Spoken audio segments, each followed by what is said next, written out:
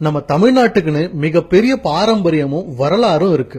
அந்த வரலாறோட சேர்ந்து நிறைய அதிசயங்களும் மர்மங்களும் அடங்கி இருக்கு. அப்படி தமிழ்நாட்டுல உள்ள 5 மர்மமான விடயங்களை பத்தி தான் இந்த வீடியோ பதிவுல பார்க்க போறோம்.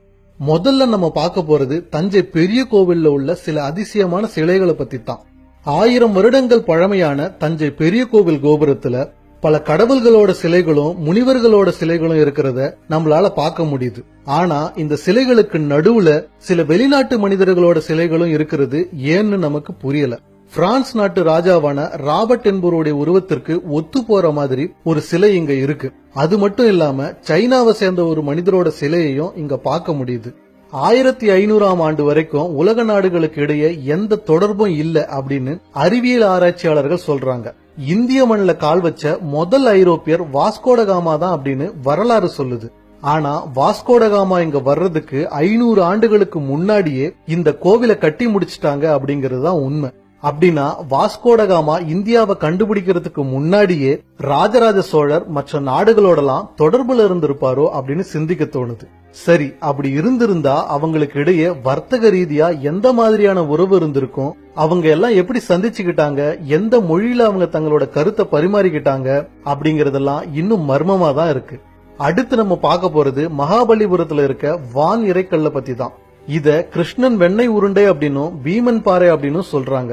20 அடி உயரமும் 5 மீட்டர் அகலமும் கொண்ட இந்த கல்லோட எடை 250 டன். இவ்ளோ பெரிய பாறாங்கல் ஒரு சரிவான பாறையில புவியீர்ப்பு விசையை எதிர்த்து சாதாரணமா நின்னுட்டு இருக்கு அப்படின்னா அது சாதாரண விடயம் இல்ல.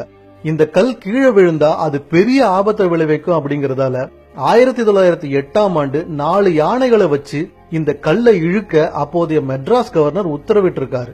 ஆனா 4 யானைகள் இழுத்தும் இந்த கல் கொஞ்சம் கூட அசையல. அதனால அவங்களோட முயற்சியை அவங்க கைவிட்டுட்டாங்க. இந்த கல் எப்படி இங்க வந்தது, எவ்வளவு வருஷமா இங்க இருக்கு, எப்படி இவ்வளவு சாதாரணமா ஒரு சரிவான பாறையில நிக்குது அப்படிங்கறது எல்லாம் இன்னை வரைக்கும் ஒரு மர்மமா தான் இருக்கு. அடுத்து நம்ம பார்க்க போறது குறிப்பிட்ட ஒரு நாள்ல மட்டும் வேர்க்கிற முருகனோட ஒரு சிலைய பத்தி தான். முருகப்பெருமான் சூரபத்மனை வதம் செய்ய அவரோட படைகளோட புறப்பட்ட போது அவரோட அன்னையான அம்பிகை அவரை ஆசீர்வதிச்சு அவருக்கு ஒரு வேல் கொடுத்து அனுப்புனாங்க அப்படிங்கிறது ஆன்மீக வரலாறு. இந்த நிகழ்வை வேல் வழங்கும் விழா அப்படின்னு கந்த சஷ்டிக்கு முதல் நாள் நாகப்பட்டினத்துல இருந்து 5 கிலோமீட்டர் தொலைவுல உள்ள சிக்கல் அப்படிங்கிற ஊர்ல இருக்கிற முருகப்பெருமான் கோவில்ல சிறப்பா கொண்டாடுறாங்க. அப்போ முருகப்பெருமான் தன்னோட தாய்கிட்ட இருந்து வேல் வாங்கறதுக்காக வேகமா போவாரு. அந்த நேரத்துல முருகரோட சிலை வேர்க்கும். அந்த குறிப்பிட்ட ஒரு நாள்ல இங்கு இருக்கிற முருகர் சிலை மட்டும் தானா எப்படி வேர்க்குது அப்படிங்கிறது இன்னும் இங்க அதிசயமா தான் இருக்கு. அடுத்து நம்ம பார்க்க போறது கும்பகோணத்துல இருக்க நாச்சியார் கோவில்ல கல் கருட சேவை விழா அன்னைக்கு நடக்கும் அதிசயத்தை பத்தி தான்.